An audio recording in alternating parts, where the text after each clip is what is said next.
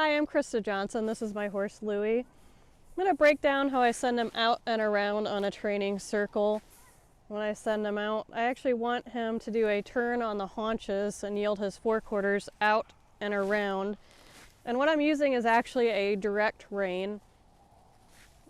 If you know the difference between an indirect rein and a direct rein, when you ride, the direct rein will talk to the front feet. The indirect rein will talk to the hind feet. So here we're going to focus on the direct rein to send him out and around. I start out with having him parked directly in front of me. He's roughly 4 feet or so between my belly button and his chest. If you've watched my boundaries for riding communication, the parking should be in that one, kind of pointing these boundaries out here that he's already aware of. So we're going to start out parked. What I'm going to do is shorten my rope, where it's about 2 or 3 feet roughly long. And I'm going to point my feet, my belly button, and my rope hand where I want his feet to go. So I want his feet to go over here and go out and around on the circle. I don't want him to come into my circle here that's roughly 4 feet around me, 360 degrees. So I want to make sure that I'm not pointing over here or back here or out here, because what that does, that rope angle tells him to come right into my circle, right over my toes. It'll teach him to dump his weight on the forehand. I actually want him to shift his weight on the back half and pick up his front right and step it over, and then his front left come over in front of the right foot. So I'm going to point my rope hand this way. I'm going to take a step or two forward and have him go out and around. That was a nice enough turn. Once he goes out and around, I have to give him some slack in the rope so we're not on top of each other. And then I'll start walking my circle. He can walk his.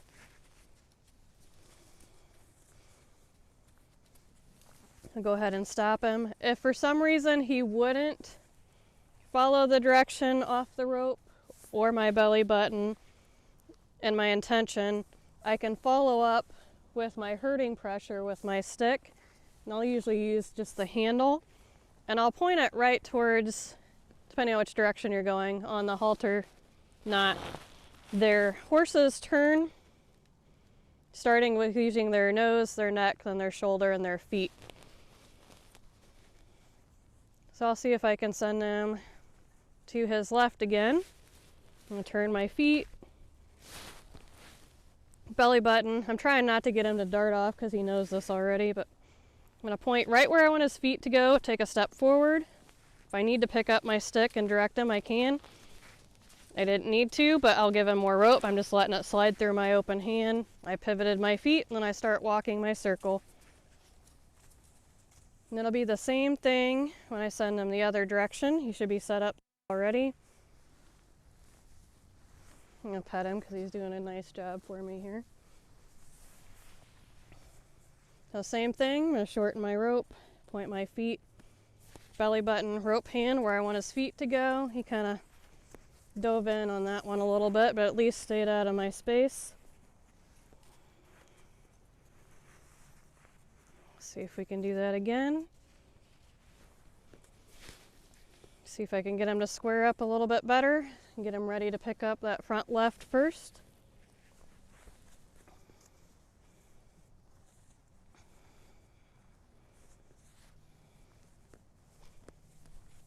There I had to take a couple more steps, and he didn't really pick up his front end. He just kind of wallered over, but at least he stayed out of my space. We'll try that side one more time. I want him to think and put some effort into that turn because he knows this. We've been doing this for long enough, and he's an athletic enough horse. Let's see if I can just go through it real quick. Push him over. That was a little bit more balanced. When I pivot my feet, let the rope slide, and then I walk when he puts me in the saddle.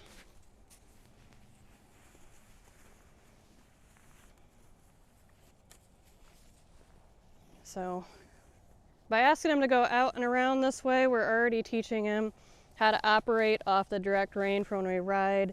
I'm keeping him out of my safety bubble. I'm trying to teach him to not dump his weight on the forehand, fall in on the circle, every single time I send them out. The more they practice those things, the harder it is to go back and fix. It can be fixed if you realize you've been doing that for a while. But these are some of the ways that you can start to fix that. If I needed to, in the teaching phase, if he doesn't follow this, I can point this towards the nose, and then I can use the rest of this stick to follow up with the rest of his body parts. He's gonna yield because he knows this, but I can use this part for the nose, this part for the neck, and if I need to bump him on the shoulder, I could. But I'm always gonna have that scoop forward feel to it because there is forward coming out of that turn. But if you think about it, the rein angle is going to be out further away from the body, just like if you would with your direct rein. When you ride, you're going to come out and talk to this foot on each side. So there's my tips, and just breaking down how I send my horses out and around me on the training circle and why it's important to me to do all these little things. Thanks for joining us.